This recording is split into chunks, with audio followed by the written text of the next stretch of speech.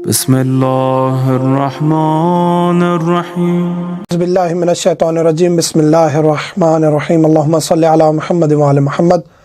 मोमिनीन कराम, आज हमारा उन्वान है कि पिछले रमज़ान के या पिछले जिनके रोज़े क़ज़ा हैं पिछले रमज़ानों के, तो वो इस रमज़ान से पहले क्या करेंगे। ये सवाल बहुत ज़्यादा आ रहा है कि हमारे वो पिछले रोज़े आया ख़त्म हो जाएंगे और हम यही रमज़ान के रोज़े रख लेंगे, काफ़ी हैं, या उनके बदले हम कोई कफ़ारा या फ़िदिया दे देंगे और रोज़े नहीं रखने पड़ेंगे, या ज़्यादा रोज़े बच गए और दिन थोड़े बच गए हैं तो अब कैसे रखेंगे। तो ये सवालात कुछ आ रहे थे, तो इस सिलसिले में ये हम इंशाअल्लाह वीडियो बनाएंगे ताकि ये सवाल क्लियर हो जाएं और मोमिनीन के जहन में जो भी इस सिलसिले में सवालात हैं जिनके पिछले रोज़े बच गए हैं वो सवाल उनको उनके जवाब मिल जाएं। जिनके रोज़े क़ज़ा हुए हैं बीमारी की वजह से, ख़ातून हामिला थी, प्रेग्नेंट थी, या मसलन के हैज़ के अय्याम में उनके क़ज़ा हुए हैं ख़ातून के और फिर वो सारा साल नहीं रख सकी, या मसलन के नफास आ गया है, बच्चे की पैदाइश हुई है तो उस दौरान भी रोज़े जो है वो नहीं रख सकती ख़ातून, हैज़ के दौरान भी नफास के दौरान भी रोज़ा उसका रखना जायज़ नहीं है और बाद में वो क़ज़ा करेगी। अगर ये रोज़े नहीं रख सके और सारा साल फिर नहीं रखे और अब अगला रमज़ान आ गया है तो इस सूरत में वो क्या करेंगे। यहाँ प्रेग्नेंट खातून जो है वो रोज़ा जानबूझ के नहीं छोड़ सकती, बीमार बंदा भी रोज़ा जानबूझ के नहीं छोड़ सकता, और बच्चे को दूध पिलाने वाली खातून भी जानबूझ के रोज़ा नहीं छोड़ सकती। एक सूरत हाल है जब इन तीनों को डॉक्टर्स कह दें कि हाँ जी आपका रोज़ा रखना दुरुस्त नहीं है, प्रेग्नेंट खातून के लिए कि बच्चे को नुकसान होगा, रोज़ा नहीं रख सकते, उस सूरत में रोज़ा छोड़ देंगे, बाद में क़ज़ा करेंगे। इसी तरह दूध पिलाने वाली खातून है, अगर वो रोज़ा छोड़ती है, बच्चे को नुकसान है यानी रोज़ा रखने से खुश्क हो जाएगा दूध, तो उस सूरत में भी वो रोज़ा छोड़ देगी और बाद में उसकी क़ज़ा करेगी। और इसी तरह बीमार है, इतनी बीमारी है कि डॉक्टर कहते हैं आपका रोज़ा रखना दुरुस्त नहीं है, तो उस सूरत में रोज़ा छोड़ा जा सकता है। और ये क्या करेंगे, अगले रमज़ान से पहले पहले रोज़े की क़ज़ा करेंगे, वाजिब है। अगर रोज़े की क़ज़ा नहीं कर सके उसका फिर हम आगे हल बता रहे हैं।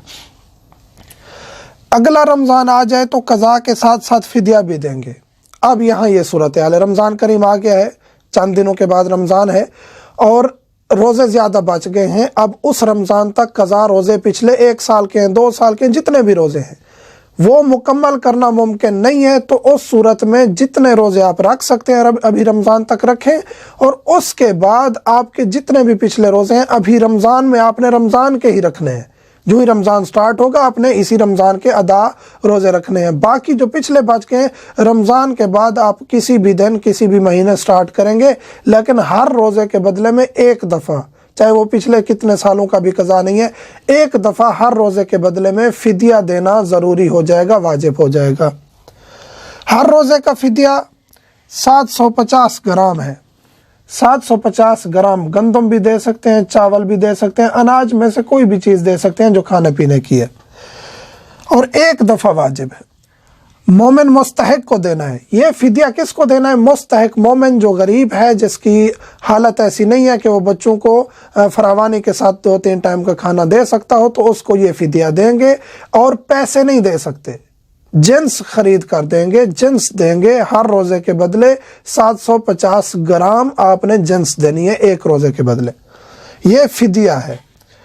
क़ज़ा हर सूरत में वाजिब, ये नहीं है कि आपने फ़िदिया दे दिया और आप पर क़ज़ा नहीं है, क़ज़ा वाजिब है। रमज़ान के रोज़े रख के आपने बाद में पिछले जितने रोज़े आपके क़ज़ा हैं काउंट करेंगे, अदद अगर याद नहीं है तो अंदाज़ा करेंगे और उनको आपने अंजाम देना है, वाजिब है, क़ज़ा माफ़ नहीं है।